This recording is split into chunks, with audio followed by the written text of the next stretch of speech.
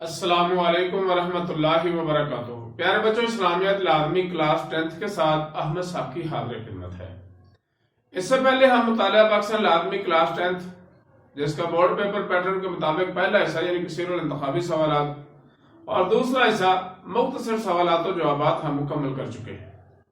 Board paper pattern کے مطابق مطالعہ پاکستان لازمی کا تیسرا حصہ تفصیلی سوالات ہمارے رہتے ہیں، وہ انشاءاللہ العزیز جلد حل کریں گے، مگر اس سے پہلے اسلامیات لازمی کلاس 10 آج انشاءاللہ العزیز سورۃ الاحزاب کا تعارف دیکھیں گے۔ تو پیارے بچوں، آئیے چلتے ہیں سورۃ الاحزاب المدنیہ کی تعارف کی طرف۔ تو پیارے بچوں، سورۃ الاحزاب مدینہ منورہ میں نازل ہوئی۔ سورۃ الاحزاب کے 9 رکوع 73 آیات ہیں، 73 آیات۔ کلمات کی تعداد 1210 اور حروف کی تعداد 5909 ہے۔ پیارے بچوں، سورۃ الاحزاب سن 5 ہجری میں نازل ہوئی ہے۔ پارہ نمبر 21 سے شروع ہو کر پارہ نمبر 22 میں مکمل ہوتی ہے۔ اس میں جنگ خندق احزاب کا خاص طور پر ذکر ہے۔ اس جنگ کے 2 نام احزاب اور خندق ہے۔ اس جنگ کے 2 نام ہیں جو سورۃ الاحزاب میں مکمل طور پر مذکور ہے، یعنی جن کا مکمل تذکرہ ہے سورۃ الاحزاب میں، اس کے 2 نام ہیں۔ اسے خندق بھی کہتے ہیں اور اسے احزاب بھی کہتے ہیں۔ خندق اس لیے کہتے ہیں کہ مدینہ کے شمال کی جانب ایک بہت بڑی نہر کھودی گئی، خندق کھودی گئی تھی، اور احزاب اس لیے کہتے ہیں کہ جتنے بھی اسلام دشمن، مسلمانوں کے دشمن قبائل تھے، وہ سارے اکٹھے ہو کر مسلمانوں کے خلاف جنگ کرنے کے لیے نکل آئے تھے۔ اس لیے حزب جو ہے اس کا معنی ہوتا ہے گروہ، اور احزاب اس کی جمع ہے۔ تو جتنے بھی گروہ مسلمانوں کے خلاف تھے سارے کے سارے اکٹھے ہو کر جنگ میں نکل آئے، اس لیے اسے سورۃ الاحزاب بھی کہتے ہیں یا جنگ احزاب بھی کہتے ہیں۔ میرے بچوں، غزوہ احزاب اس لیے کہ اس جنگ میں کفار تمام قبائل کو مسلمانوں کے خلاف اکٹھا کر کے لے آئے تھے۔ یہود بنی قریظہ جن کا مسلمانوں کے ساتھ معاہدہ تھا، وہ بھی کفار کے ساتھ مل گئے تھے۔ یہود جو مدینے میں رہتے تھے، ان کا بنو قریظہ جو تھے، ان کا مسلمانوں کے ساتھ معاہدہ ہو چکا تھا کہ نہ وہ مسلمانوں کے خلاف کسی کا ساتھ دیں گے، نہ مسلمان ان کے خلاف کسی کا ساتھ دیں گے۔ مگر اس کے باوجود یہ یہود جو تھے، بنی قریظہ جو تھے، یہ بھی معاہدہ توڑ کر مسلمانوں کے خلاف ان کفار کے ساتھ، ان تمام قبائل کے ساتھ مل گئے تھے۔ غزوہ خندق اس لیے کہتے ہیں کہ اس جنگ میں مدینہ کے شمال میں خندق یعنی نہر کھودی گئی تھی۔ سیدنا سلمان فارسی رضی اللہ تعالی عنہ جو نبی کریم کے پیارے صحابی تھے، ان کے مشورے سے مدینہ کے شمال میں کیوں کھودی گئی تھی؟ اس لیے کہ مدینہ کے باقی اطراف میں بڑے اونچے اونچے بلند و بالا پہاڑ تھے، اور صرف شمال کی طرف سے ہی حملہ کیا جا سکتا تھا، یا حملے کا خطرہ اور ڈر تھا۔ اس لیے شمال کی طرف ایک بہت بڑی نہر اور خندق کھودی گئی۔ اس خندق اور نہر کی چوڑائی اور گہرائی 5.5 گز تھی، یعنی 5.5 گز وہ چوڑی تھی اور 5.5 گز ہی گہری تھی۔ اور ایک گز جو ہوتا ہے یہ 3 فٹ کا ہوتا ہے، تو 3 5 15 15.5 فٹ گہری اور 15.5 فٹ ہی اس کی چوڑائی تھی، اور لمبائی اس کی 1200 گز تھی۔ پیارے بچوں، یہ خندق صرف 6 دن میں 3000 صحابہ کرام نے مل کر کھودی تھی۔ صرف 6 دن میں 3000 صحابہ کرام نے مل کر کھودی تھی، اور جنگ خندق میں کفار کی تعداد 10,000 اور بعض کے نزدیک 12,000 تھی۔ یعنی اس جنگ میں جو جنگ احزاب یا جنگ خندق جو سن 5 ہجری میں ہوئی ہے، اس میں کفار کی تعداد 10,000، بعض کے نزدیک 12,000 تھی۔ مسلمانوں کی تعداد 3,000 اور بعض روایات کے مطابق صرف 700 تھی۔ یعنی جو منافقین تھے وہ چھٹ گئے تھے، وہ میدان چھوڑ گئے تھے، اور صرف 700 تعداد رہ گئی تھی۔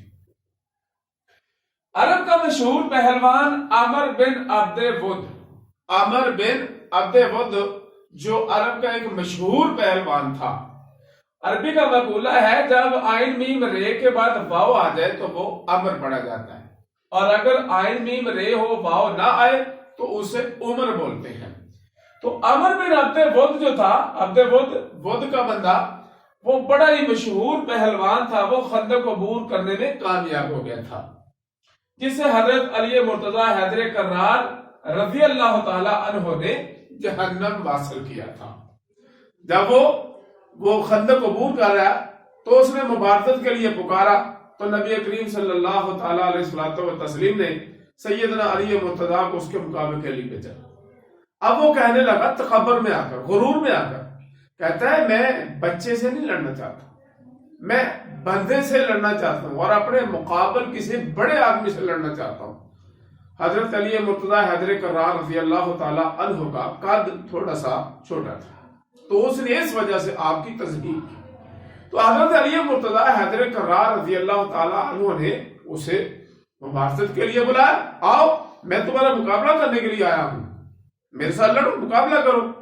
تو اس نے کہا مجھے مکہ کی عرب کی عورتوں سے شرم آتی ہے کہ جب میں آپ سے فتح یاب ہو کر جاؤں گا تو وہ مجھے شرمسار کریں گی، شرمندہ کریں گی، کیوں کہ ایک بچے سے لڑ کر آ گئے ہو۔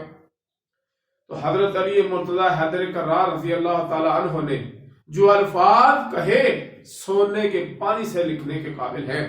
فرمایا عامر بن عبد ود، تو عرب کی عورتوں سے شرمسار ہونے سے ڈرتا ہے، اور اگر کل قیامت والے دن میرے رب نے مجھے اپنے سامنے کھڑا کر کے پوچھ لیا کہ عامر بن عبد ود سے مقابلہ کرنے کا موقع آیا تھا تو واپس چلا گیا تھا، آؤ میں تیرے ساتھ مقابلہ کرنے کے لیے تیار ہوں۔